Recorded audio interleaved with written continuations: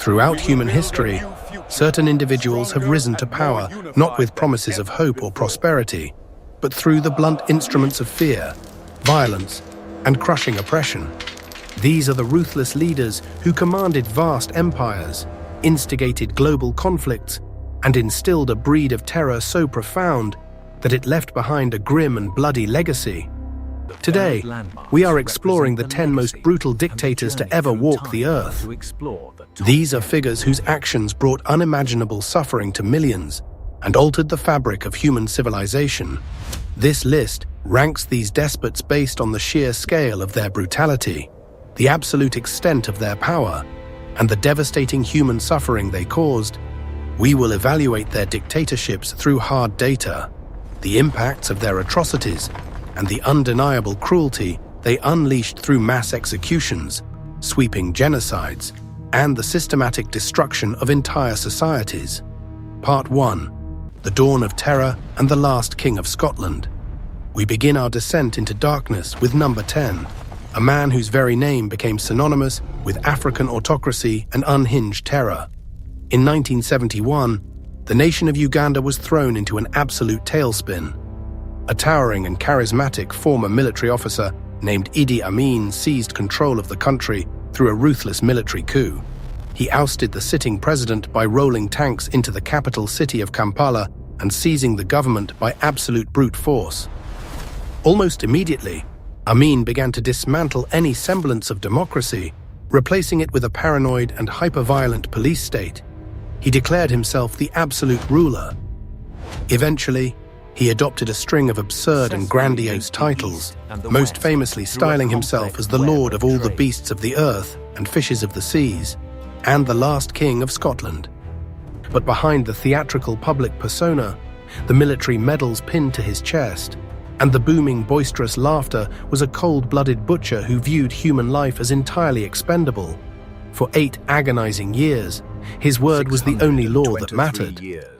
Amin cultivated a deeply ingrained culture of fear, utilizing a fiercely loyal network of soldiers and secret police known as the State Research Bureau. These enforcers operated completely above the law and were known for their sadistic conduct, dragging civilians directly out of their beds. If you spoke out against the government, or if you simply belonged to the wrong ethnic group, you disappeared without a trace. Entire communities were subjected to arbitrary arrests, horrific torture, and public executions designed to send a chilling message to anyone who might harbor thoughts of resistance. He specifically targeted the Acholi and Lango ethnic groups, viewing them as loyalists to the former president, and ordered the systematic slaughter of their soldiers and civilians alike. During his dark era of rule, the cruelty of his dictatorship reached absolute extremes. He orchestrated the violent expulsion of Uganda's Asian population, ordering roughly 80,000 people of Indian and Pakistani descent to leave the country with nothing but the clothes on their backs. They were given just 90 days to pack up their belongings and abandon the only homes they had ever known, leaving behind lucrative businesses, massive estates, and generational wealth. This xenophobic decree resulted in a catastrophic economic collapse because the nation lost its core merchants, doctors, and tradesmen in one fell swoop. But the economic ruin paled in comparison to the sheer volume of blood spilled on Ugandan soil. His soldiers dumped the bodies of political dissidents, rival tribal members, and ordinary citizens into the Nile River to be devoured by crocodiles. This practice became so widespread that the water literally choked with human remains, clogging the intake ducts of the hydroelectric dam at Owen Falls. The international community watched in absolute horror. Uganda had descended into a slaughterhouse, yet Amin paraded himself before the world press with arrogant defiance. By the time his government finally collapsed in 1979, the staggering cost of his megalomania was laid bare for the world to see. Tanzanian forces and Ugandan exiles stormed Kampala, forcing the dictator to flee the country. For the rest of his life, he resided in comfortable exile in Saudi Arabia. He never faced a courtroom or answered for his crimes. The estimated death toll from his purges ranges from 100,000 to 500,000 innocent men, women, and children. Amin had promised his people a utopia, but instead, he delivered a waking nightmare. His brutal reign proved how easily a nation could be swallowed whole by the madness of a single man. This horrific legacy set a grim stage for the other despots on our list. Part 2. The Nationalist Nightmare of Spain. We move from the jungles of Uganda to the blood-soaked soil of Western Europe for number 9 on our list. In the 1930s, the world watched in horror as Spain tore itself apart in a vicious and polarizing civil war. The streets of Madrid, Barcelona, and Guernica ran red with the blood of brothers fighting brothers in a brutal ideological struggle between democracy and fascism. Out of the smoke and rubble of this devastating conflict emerged a man who would systematically crush the spirit of an entire nation. His name was Francisco Franco, a ruthless and deeply conservative military general who took command of the nationalist forces. By 1939, Franco had emerged victorious, successfully overthrowing the democratic Second Spanish Republic with the heavy backing of fascist allies in Nazi Germany and fascist Italy. At the close of the war, the defeated Republicans hoped for peace, but the true nightmare for the Spanish people had only just begun.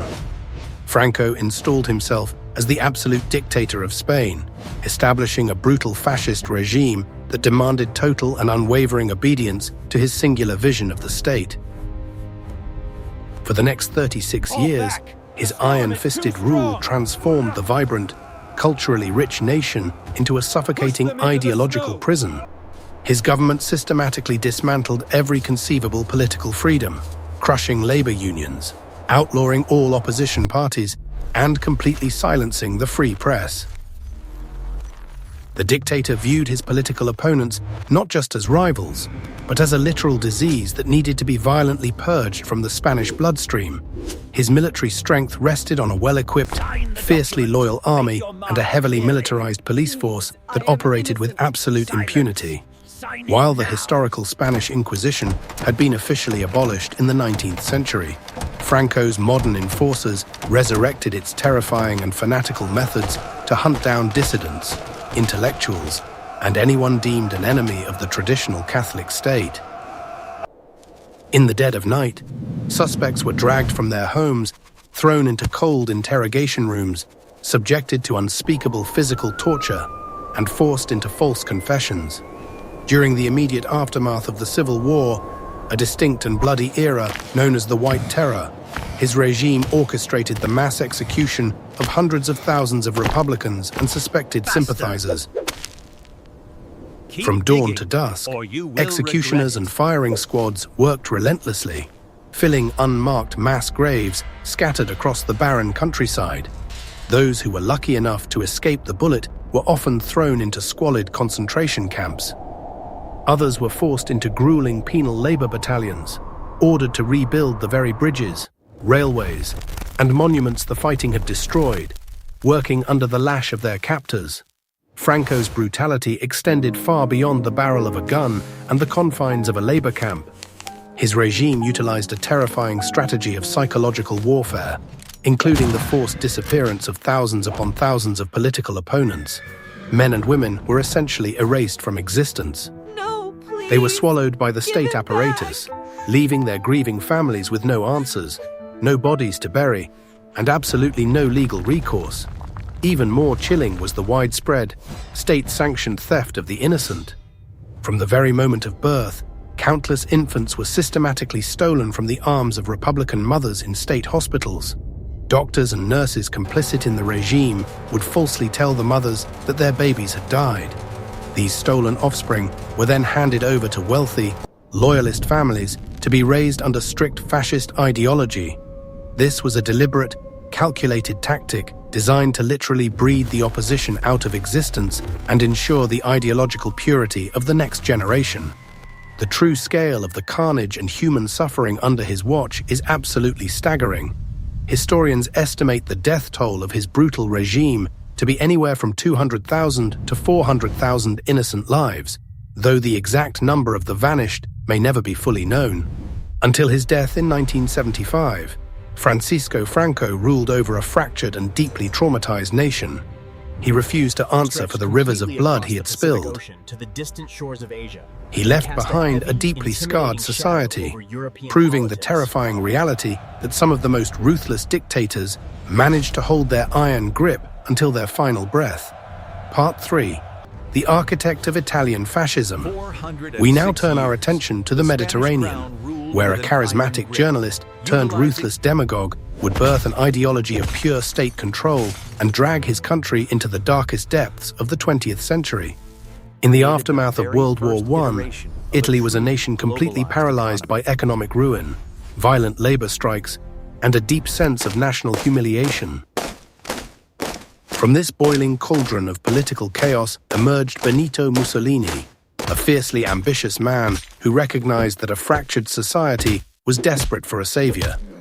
He formed a paramilitary force known as the Blackshirts, a violent mob of disgruntled veterans and street brawlers who enthusiastically smashed labor unions and beat his political rivals into submission.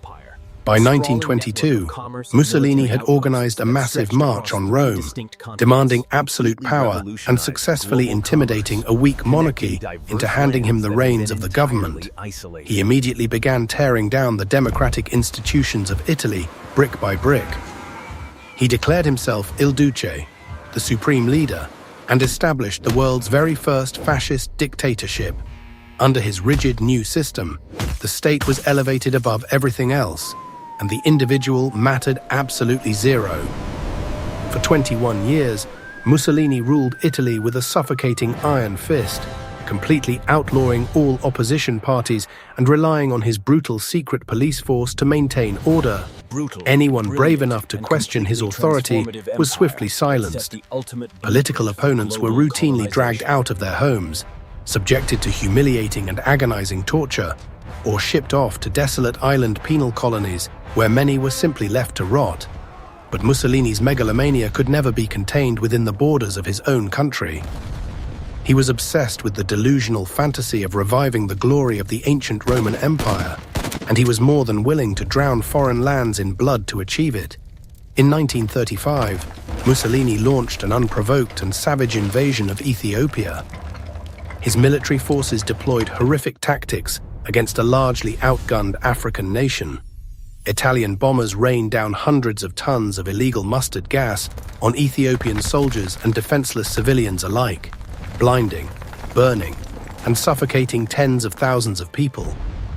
When local populations dared to resist the occupation, his generals ordered sweeping massacres, slaughtering entire villages and executing religious leaders to instill absolute terror.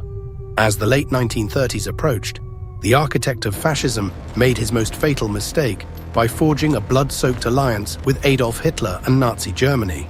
This disastrous pact eventually dragged the Italian people headfirst into the meat grinder of the Second World War.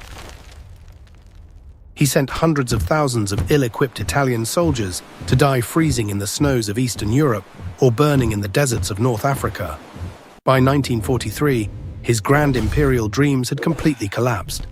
The Allied forces invaded the Italian mainland, reducing historical cities to absolute rubble and turning the country into a chaotic and bloody war zone.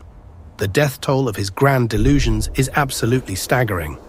Historians estimate that 400,000 to 500,000 lives were lost directly due to his brutal domestic repression and his relentless wars of conquest. He left his nation completely shattered and deeply divided. The architect of fascism eventually met a gruesome end at the hands of his own furious citizens, a stark reminder that dictators who live by the sword often face a merciless reckoning. Part 4. The Agrarian Killing Fields. We leave the ruins of Europe and travel to the dense jungles of Southeast Asia for number 7 on our list. Here, a radical communist revolutionary orchestrated an experiment in social engineering so extreme and so completely deranged that it shattered a nation to its very core. His name was Pol Pot, the architect of the Khmer Rouge and a man who sought to drag his entire country backwards into an agrarian utopia. In 1975, the Khmer Rouge marched into the capital city of Phnom Penh, and immediately began one of the most drastic and violent forced migrations in human history. Soldiers emptied out the hospitals, schools, and homes at gunpoint, forcing millions of urban dwellers to march into the sweltering countryside to work in massive agricultural labor camps. Money, religion, private property, and even family ties were completely abolished almost overnight.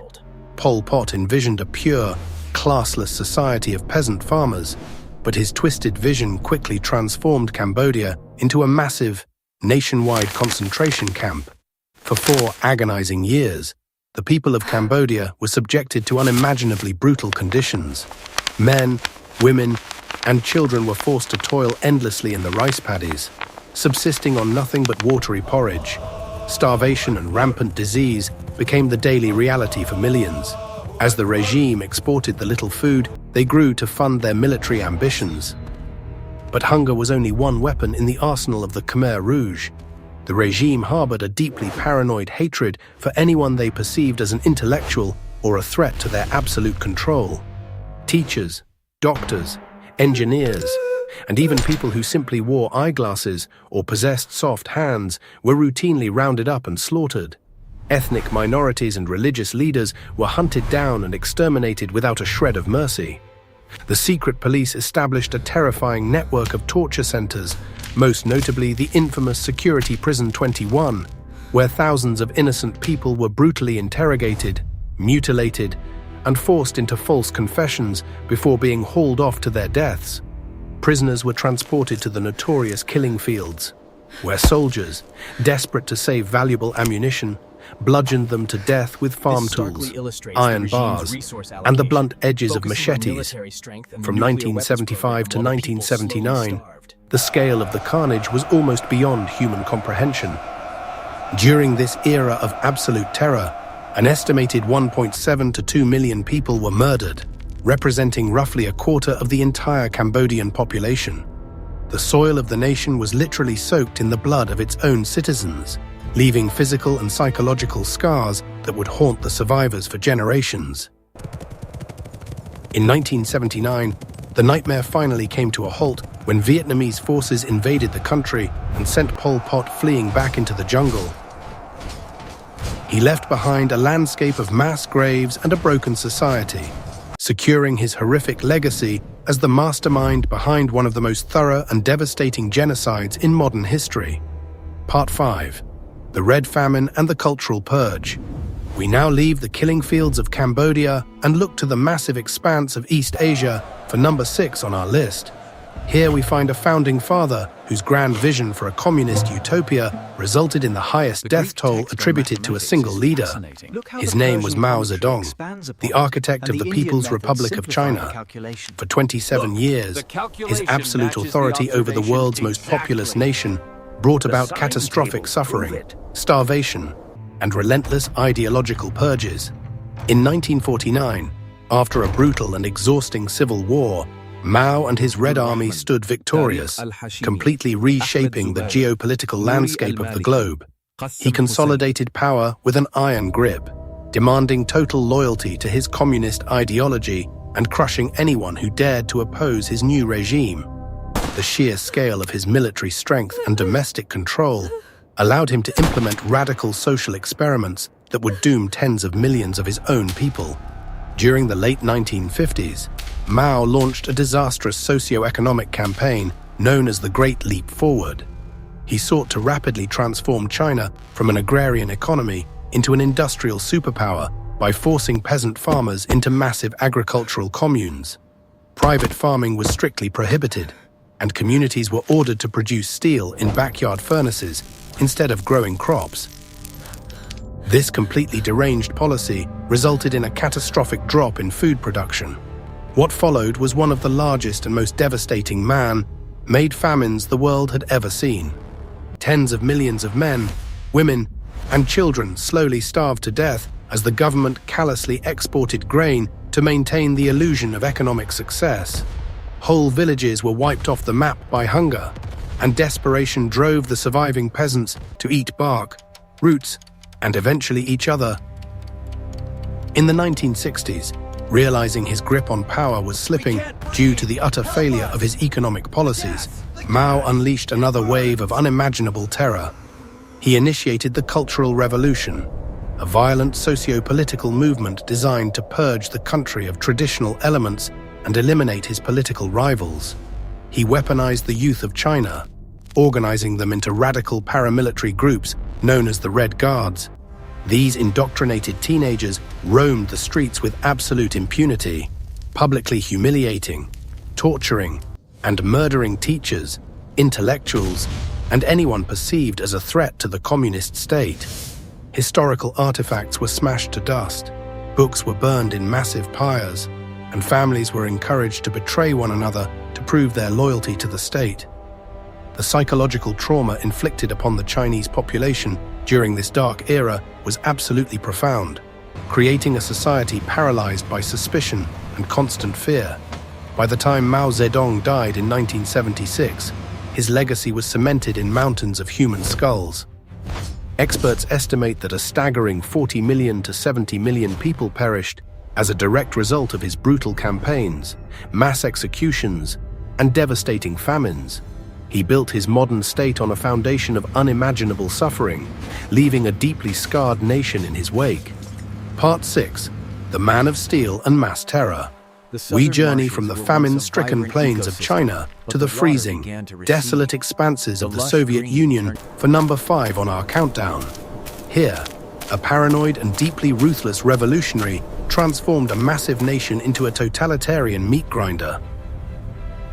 His name was Joseph Stalin, a man who literally adopted the title Man of Steel to project an aura of absolute, unbreakable power. In 1924, following the death of Vladimir Lenin, Stalin began his brutal ascent to absolute supremacy over the Soviet Union. He did not possess the intellectual brilliance of his peers, but he was a master of political manipulation and bureaucratic backstabbing. For 29 years, he ruled with a level of paranoia and cruelty that defied human comprehension, cementing his legacy as one of the most prolific mass murderers in human history. He built a cult of personality so pervasive that citizens were forced to hang his portrait in their homes and sing his praises while his secret police actively plotted their demise. During the late 1920s, Stalin enacted a ruthless policy of rapid industrialization and forced agricultural collectivization. He essentially went to war with his own peasantry. Independent farmers, known as kulaks, were declared enemies of the state. His heavily armed enforcers swept through the countryside, stripping families of their land, their livestock, and their grain. When the farmers resisted, they were lined up against walls and shot, or packed into freezing cattle cars and shipped off to the frozen wastelands of Siberia. This catastrophic theft of agricultural resources resulted in a devastating, man-made famine that swept across Eastern Europe. In the early 1930s, the horror reached its absolute apex in Ukraine, an event known today as the Holodomor. Millions of Ukrainian men, women, and children slowly starved to death as Stalin explicitly ordered military blockades to prevent any food from entering the region. People were driven to absolute madness by hunger, eating grass, tree bark, and eventually resorting to the unthinkable horror of cannibalism. While millions of his own citizens decomposed in the streets, Stalin callously exported millions of tons of grain to foreign markets to fund his massive industrial complexes. But starvation was only one instrument in his symphony of terror. Stalin was completely consumed by the delusional fear that his political allies were actively plotting against him. From 1936 to 1938, he unleashed the Great Purge, a campaign of political repression and murder so vast that it decimated the upper ranks of the Communist Party and the Red Army. No one was safe from his paranoid wrath. His notorious secret police, the NKVD, arrested millions of ordinary citizens under completely fabricated charges of espionage and sabotage. In cold, damp interrogation rooms, innocent people were brutally beaten until they signed false confessions, often implicating their own friends and family members just to make the torture stop. A simple joke about the government, or a petty grudge held by a neighbor, was a guaranteed death sentence. Those who were not immediately executed with a pistol shot to the back of the head were absorbed into the Gulag system. This was a massive, sprawling network of forced labor camps that stretched across the most unforgiving environments on Earth. Prisoners were forced to mine gold, chop timber, and build massive infrastructure projects with primitive hand tools while enduring sub-zero temperatures and severe malnutrition. Millions of souls vanished into the freezing white oblivion of these camps, worked entirely to death for the glory of the Soviet state. During World War II, his absolute disregard for human life was put on full display as he directed a vast Red Army against the invading forces of Nazi Germany. He famously issued orders that any Soviet soldier who retreated from the front lines was to be immediately gunned down by their own commanders. Victory was achieved, but it was paid for with an ocean of Soviet blood. By the time of his death in 1953, Stalin had completely reshaped the Soviet Union, but he did so by leaving behind an unfathomable mountain of corpses. Historians estimate that his regime was responsible for the deaths of 20 to 60 million people. He left behind a traumatized, fractured society, proving that the man of steel was forged entirely in the fires of human suffering. Part 7. The Mastermind of the Holocaust. We leave the frozen wastelands of the Soviet Union and return to the heart of Europe for number 4 on our list. Here we find a failed artist and deeply embittered veteran who weaponized the despair of a broken nation to orchestrate the deadliest conflict in human history. Oh God, it's falling!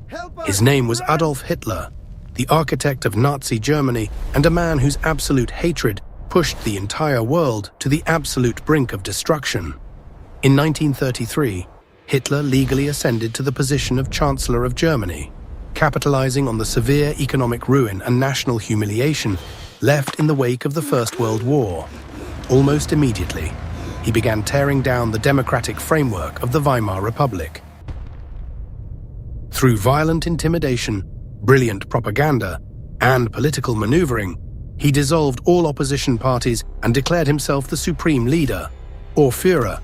He mesmerized massive crowds at the Nuremberg rallies, using theatrical lighting, a sea of swastika flags, and booming, hypnotic speeches to whip the German populace into a frenzy of blind fanaticism. He brainwashed the youth of the nation, teaching children to worship him as a god and to eagerly betray their own parents to the secret police. He transformed Germany into a rigid totalitarian state, enforced by the terrifying brutality of the Gestapo and the Schutzstaffel. These ruthless paramilitary organizations hunted down political dissidents, labor leaders, and anyone who dared to speak out against the Nazi regime. But political repression was only the opening act of his deeply twisted vision for the country. Hitler was completely consumed by a toxic and pseudoscientific ideology of racial purity.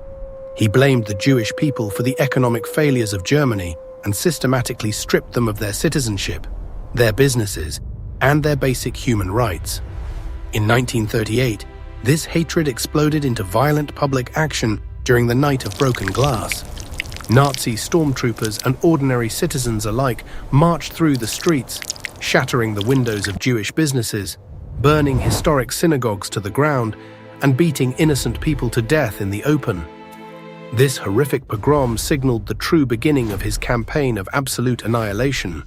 The virulent anti-Semitism of the regime culminated in the Holocaust, an industrialized, state-sponsored genocide of unparalleled scale and horrifying efficiency.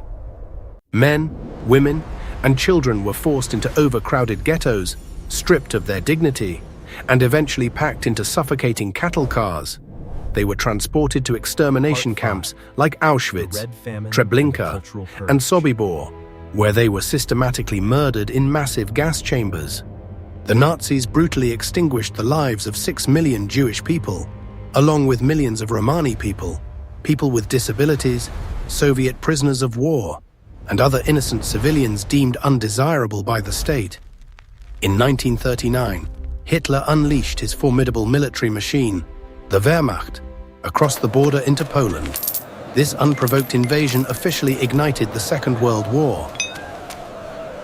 His forces utilized a revolutionary and terrifying military strategy known as blitzkrieg, or lightning war, completely overwhelming neighboring nations with rapid, concentrated attacks of armor and air power. Cities across Europe were reduced to absolute rubble as the Nazi war machine marched relentlessly forward. Hitler demanded total subjugation, bringing widespread death, starvation, and devastation to every single territory his armies occupied. For 12 agonizing years, his reign of terror plunged the globe into a nightmare of bloodshed and destruction. By 1945, the Allied forces had pushed deep into German territory, completely surrounding the capital city of Berlin.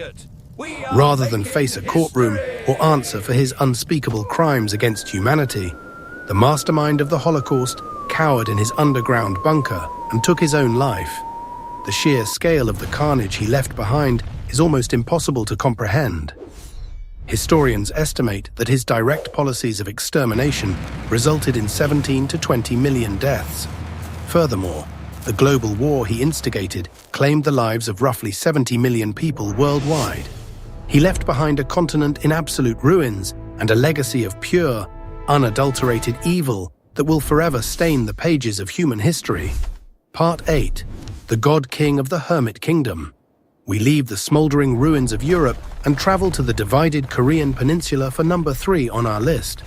Here, a former guerrilla fighter constructed a regime so fiercely isolated and intensely brainwashed that it earned the title of the Hermit Kingdom. His name was Kim Il-sung, the founding leader of North Korea and a dictator who literally fashioned himself into a living god. In 1948, the northern half of the peninsula officially became the Democratic People's Republic of Korea, with Kim installed as its supreme leader by the Soviet Union. Almost immediately, he began forging a society built entirely around his own image and absolute obedience to the state. He cultivated a totalitarian regime that aggressively crushed any dissenting voices.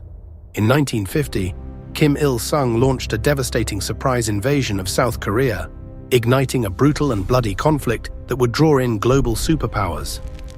For 3 agonizing years, the Korean War ravaged the peninsula, reducing cities to ash and claiming millions of civilian and military lives. By 1953, the fighting ground to a violent stalemate, ending in an armistice rather than a peace treaty. In the decades that followed, Kim Il-sung completely sealed his nation off from the rest of the world. He implemented a radical philosophy known as yucha, or self-reliance, which plunged the country into severe economic isolation. His citizens were completely cut off from outside information. He instituted a personality cult so pervasive that his portrait hung in every single room, and citizens were required to wear pins bearing his face over their hearts. From a very young age, children were taught to revere him as a flawless, benevolent father figure.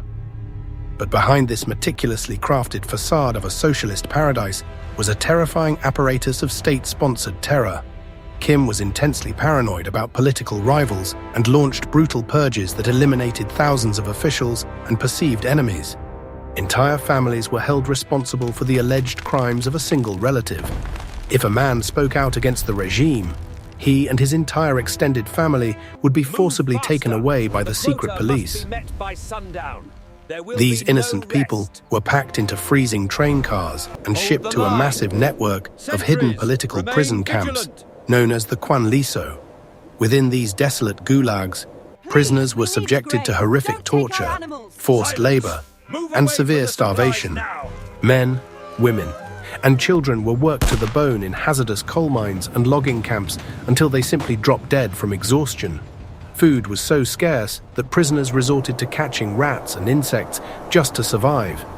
The military strength of the nation ballooned as Kim poured the meager resources of the country into a heavily armed force, laying the groundwork for a dangerous nuclear weapons program while his own people slowly starved. For 46 years, Kim Il-sung maintained an iron grip over every aspect of North Korean society. When he finally died in 1994, he left behind a deeply impoverished, heavily militarized, and completely traumatized nation.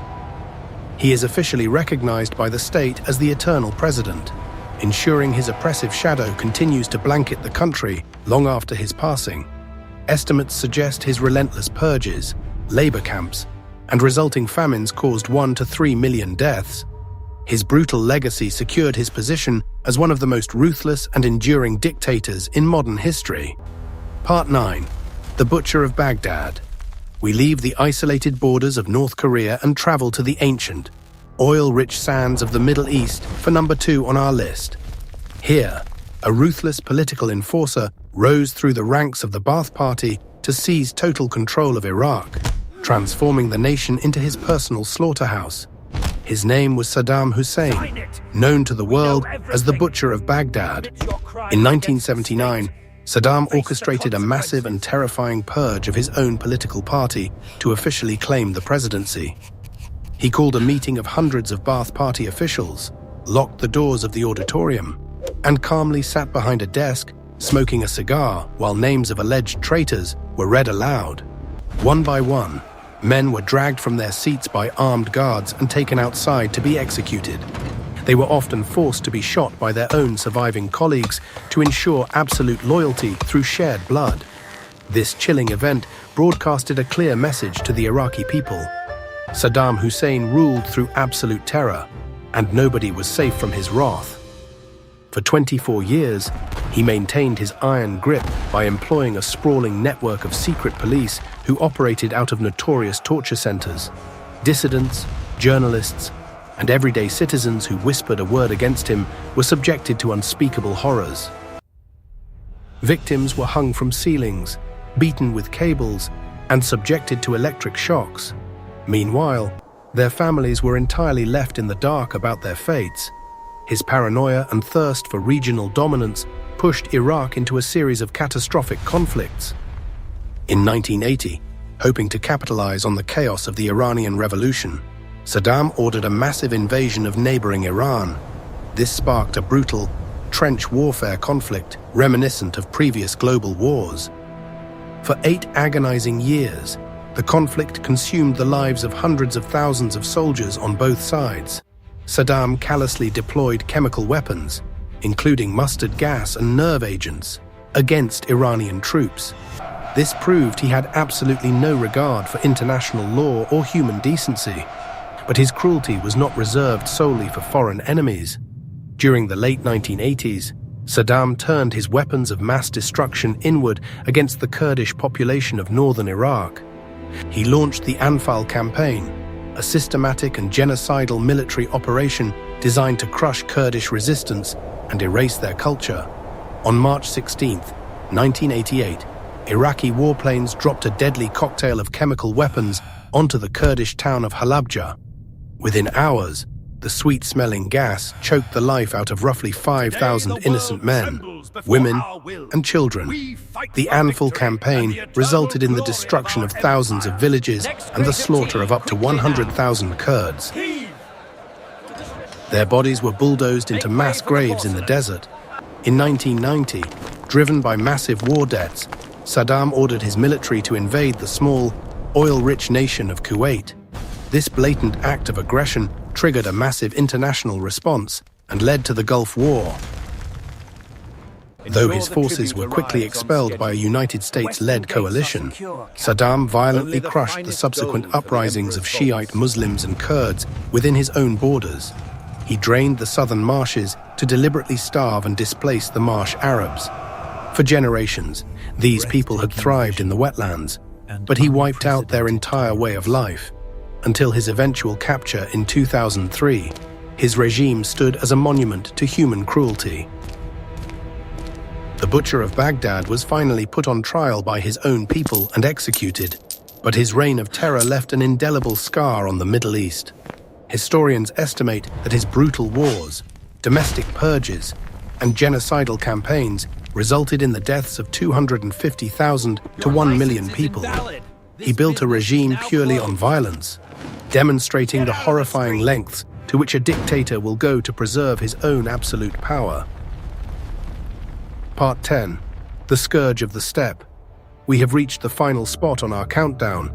During the 12th century, the nomadic tribes of the Mongolian steppe were locked in a constant, bloody cycle of betrayal and warfare. From this chaotic era emerged a single warrior whose unmatched brutality and military genius would completely alter the trajectory of human history. His name was Temujin, but the world would come to fear him as Genghis Khan, the universal ruler and the founding father of the Mongol Empire. In the year 1206, after violent campaigns of tribal unification, he was officially declared the supreme leader of all Mongols.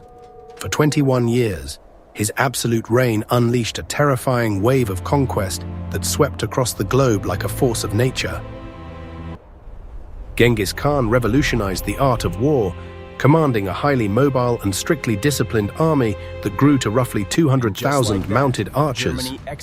He pioneered the use of terrifying psychological warfare, sending emissaries ahead of his advancing horde to offer a simple, chilling ultimatum to foreign kings. If a city surrendered immediately, they would be spared and absorbed into the growing empire. If they dared to resist, the punishment was absolute and total annihilation. When sieges dragged on for days or weeks, the Mongol forces would literally wipe entire civilizations off the map once the walls finally fell. They would storm the breached defenses and slaughter every single man, woman, and child inside, sparing only a handful of skilled artisans to work for the horde. The devastation was so complete that the Mongols would often redirect rivers to flood the ruins of the cities they had just burned to the ground. He ruthlessly used captured civilians as human shields, driving innocent people forward to soak up the arrows of their own defenders before his heavy cavalry even engaged. During his massive campaigns into China, the Khwarezmian Empire, and Eastern Europe, the death toll reached apocalyptic levels. The streets of conquered capital cities ran red with blood, and the severed heads of the defeated were piled into massive, terrifying pyramids outside the ruined gates. By the year 1227, Genghis Khan had forged the largest contiguous land empire in human history. But this unparalleled achievement was paid for with a mountain of corpses so vast that the massive depopulation of farming regions actually allowed forests to regrow and altered the global climate. Historians estimate that his merciless campaigns resulted in the deaths of 40 million to 70 million people, wiping out roughly 10% of the entire global population. Genghis Khan leaves behind a legacy of unmatched conquest and unspeakable bloodshed, securing his dark place as the most brutal and devastating dictator to ever walk the earth. The Achaemenid Empire, vast and diverse, was organized into these distinct satrapies, or provinces, to ensure efficient rule.